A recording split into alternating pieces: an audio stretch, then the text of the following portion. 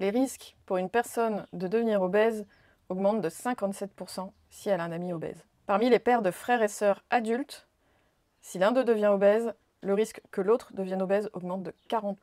Si l'un des conjoints devient obèse, la probabilité pour que l'autre devienne obèse augmente de 37%. Bonjour et bienvenue sur Pim ta santé, je suis Ludivine Courcel, kiné ostéo certifiée en naturopathie et spécialisée en micronutrition, alimentation, prévention santé. Aujourd'hui, je vais vous parler de cette surprenante étude qui dit que l'obésité, au-delà de notre mode de vie, serait contagieuse. Des chercheurs ont découvert que l'obésité peut se propager d'une personne à l'autre, un peu comme un virus. C'est-à-dire que lorsqu'une personne prend du poids, ses amis et ses proches ont aussi tendance à en prendre. Quand on dit en dev perso qu'on est la moyenne des 5 personnes qu'on côtoie le plus, apparemment ça serait aussi vrai en termes de poids. Cette étude a été publiée dans le New England Journal of Medicine. Ça va, je me suis pas trop mal débrouillée en anglais. Et en fait, ça a impliqué une étude d'un vaste réseau social de 12 067 personnes. Ces personnes avaient été suivies de près pendant 32 ans, de 1971 à 2003. Et les enquêteurs, ils savaient tout. Ils savaient qui était ami avec qui était un conjoint, un frère, un parent, une sœur, un voisin. Ils savaient combien pesait chaque personne à différents moments au cours de ces 3 décennies. Donc ça leur a permis d'observer ce qui se passait au cours du temps quand l'une des personnes devenait obèse ou perdait du poids. Et évidemment, ils se sont posé ces questions. Leurs amis deviennent-ils obèses? Leurs familles deviennent-ils obèses?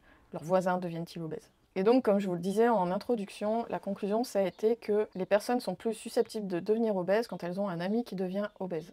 Ça augmente les risques quand même de 57%, c'est loin d'être négligeable. Mais il n'y avait aucun effet quand c'était un voisin qui prenait ou perdait du poids, si c'était pas un ami. Et la proximité géographique ne jouait pas un rôle non plus.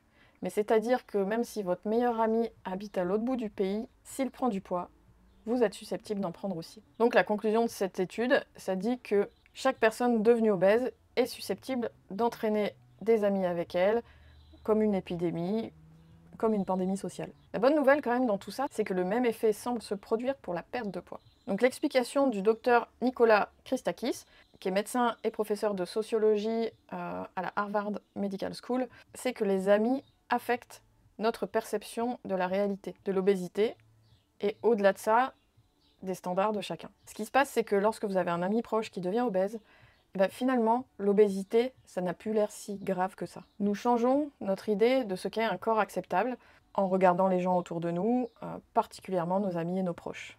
Et ça va changer consciemment ou inconsciemment notre système de croyance. Et à propos de ce système de croyance, il faut savoir que nous le mettons à jour dans 2 conditions. La mise à jour spontanée et l'influence de nos pairs. L'influence de nos pairs, c'est comme on vient de le voir, notre entourage proche influence notre vision de la vie, du monde, et calibre nos standards. La mise à jour spontanée, elle, par contre, ça survient en général après un coup dur, on va pas se mentir. Si vous faites un infarctus, si vous vous diagnostiquez par exemple un diabète de type 2, souvent ça va être la grosse claque qui va vous faire dire qu'il est urgent et même vital, je dirais, de prendre les bonnes décisions en termes d'alimentation, en termes d'exercice physique, et plus globalement en termes de mode de vie. On peut dire que c'est un rappel à l'ordre en général assez brutal.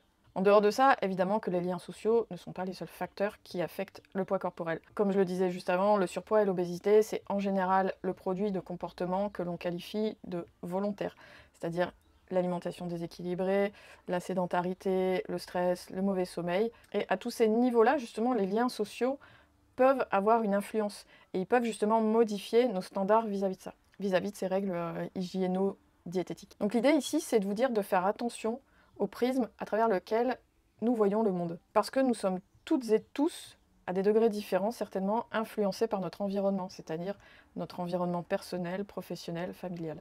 Alors si vous voulez perdre du poids, faites-en un standard dans votre vie. Suivez pourquoi pas des influenceurs healthy, faites entrer dans votre cercle d'amis des personnes qui ont le lifestyle que vous visez, et inspirez-vous positivement de ces personnes. Inspirez-vous des personnes qui ont déjà réussi à faire ce que vous voulez faire.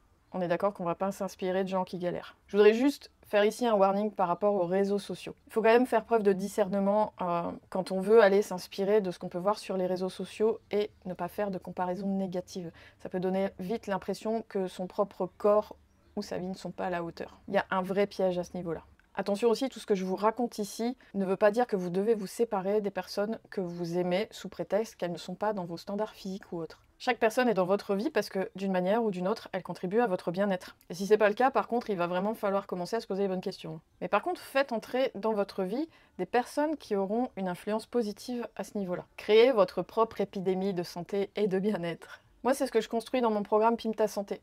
C'est mon programme d'accompagnement à la perte de poids. Et c'est un groupe de femmes qui se tirent vers le haut. Et vous pouvez d'ailleurs retrouver le témoignage d'Isabelle, qui avait témoigné, que j'ai posté aussi sur cette chaîne. Et j'en doute pas un seul instant que Isabelle saura vous inspirer. Donc en conclusion, je dirais que nous sommes la moyenne des 5 personnes que nous côtoyons le plus, à tout point de vue. Et n'oubliez pas que la perte de poids, c'est un processus complexe qui nécessite une approche globale, équilibrée, qui combine une alimentation saine, de l'activité physique régulière, un mode de vie sain. Et si vous avez apprécié cette vidéo, n'hésitez pas à laisser un pouce en l'air, à partager, à vous abonner, à activer la cloche pour ne rater aucune des prochaines vidéos sur la santé et le bien-être. En tout cas, je vous dis à la semaine prochaine pour une nouvelle vidéo, et d'ici là, soyez douce avec vous-même.